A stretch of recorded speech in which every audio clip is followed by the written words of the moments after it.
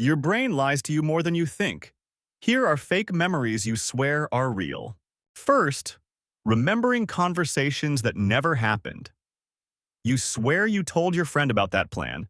They swear you didn't. Now you're both frustrated because in your head, the conversation was real. What actually happened? Your brain sometimes mistakes thinking about saying something with actually saying it out loud. It files the thought into the already done folder. Psychologists call this a source monitoring error. Basically, your brain confused imagination with reality. That's why arguments about, "you never told me that," are so common. To you, the memory feels solid, but to them, it never existed. And in a way, both of you are right.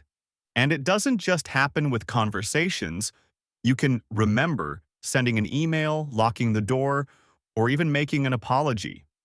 In your mind, the task feels finished because you rehearsed it, but reality says otherwise. It's one of the most common day-to-day glitches in memory. Next one, lyrics you've sung wrong for years. You're at a party, belting out a classic song, and suddenly someone looks at you like you just summoned demons. Turns out, you've been singing the wrong lyrics your whole life. This happens because your brain prefers patterns that make sense to you.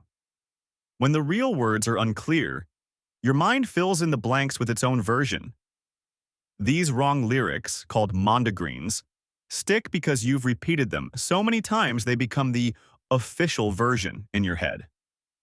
So when you finally see the actual lyrics, your brain feels betrayed. And no, it's not just you. Everyone has at least one song they've been butchering since childhood. And funny enough, once you've learned the wrong version, it's almost impossible to unhear it. Moving on, we have the childhood memories that were just stories. Your family tells the same stories every holiday, like the time you did something ridiculous as a toddler. Eventually, you start to remember it yourself, even though you were too young to recall it. What really happened is repetition. Every retelling gave your brain more details, and over time, it built a memory that feels personal even though it's borrowed. Psychologists call this memory implantation. You absorbed the story until it became yours. That's why some of your earliest memories may actually be secondhand hand-me-downs from family tales, not your actual experience. This is why many adults are shocked when they realize they have no true memories before age 3 or 4. It's mostly reconstructed from photos, videos, or relatives filling in the gaps. What feels like nostalgia is often just a story you've internalized. Following that, we have the "did I take my medicine or do that task" trap. You stare at the pill bottle, completely unsure if you took today's dose. Or you check your phone because you can't remember if you hit send on that message. What's happening here is routine overload. When you do something often, your brain sometimes skips recording it as a fresh memory because it feels automatic. Instead of remembering the act, you just remember the intention. This is why people double dose on medicine or recheck doors they already locked. Your brain isn't failing. It's just running on autopilot. This is also why checklists are lifesavers.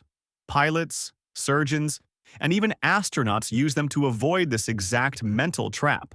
Next, Deja told moments. Ever start telling a story only to realize halfway through that you've already told this exact story to the same person? That's called a retrieval hiccup. Your brain flags the story as worth sharing, but doesn't check if the audience has already heard it. So you end up reliving the same moment like a bad rerun. What's funny is that when you notice, embarrassment makes the memory even stronger, so you'll probably remember this slip-up more than the actual story. And here's the kicker. It's not just stories. You can repeat jokes, advice, or even complaints without realizing. The social cringe you feel afterward is actually your brain saying, "Okay, now I'll finally store this one properly." Now let's move to "I already watched this episode" feeling. You sit down to watch a new episode, but halfway through, you swear you've seen it before. Except, you haven't. This happens because of scene familiarity. Your brain notices patterns, similar shots, dialogue, or plots you've seen in other shows, and it tricks you into thinking the entire episode is a rerun. It's like your brain says, "Close enough, we've done this." That eerie mix of recognition and confusion makes you question reality, even though it's just your memory being a lazy editor. It can even happen with real-life conversations. You meet someone new, and halfway through talking, you're convinced you've had this exchange before. The brain is constantly recycling experiences, and sometimes it overdoes it. Next up, dreams masquerading as real life. You wake up remembering a conversation so vividly that you carry it into the day, only to realize later it was just a dream. This happens because dreams borrow real people, places, and situations from your waking life. When your brain stores the memory, it doesn't always tag it as dream. So later, when you recall it, the memory feels just as real as something that actually happened. That's why dream memories can sneak into your real timeline. You replay them like they actually happened. What makes it worse is when dreams solve problems or play out scenarios. You can remember the solution but forget it came from a dream. Some inventors and artists have even claimed their best ideas came from mistaking a dream memory for reality. Finally, collective false memories or Mandela effect. Here's the big one, the Mandela effect. Entire groups of people confidently remember something that never happened, like a character looking different, a movie line that doesn't exist, or a celebrity death that never occurred. The term comes from people swearing Nelson Mandela died in prison in the 80s, when in reality, he didn't. This happens because human memory is social. We hear someone else's version and absorb it into our own, until thousands of people share the same false memory. It's not proof of alternate realities. It's proof that our brains are unbelievably suggestible. Researchers say the Mandela effect shows just how much we rely on collective memory. Once enough people repeat the same version, it feels true even without evidence. And once a false memory spreads, it's almost impossible to erase.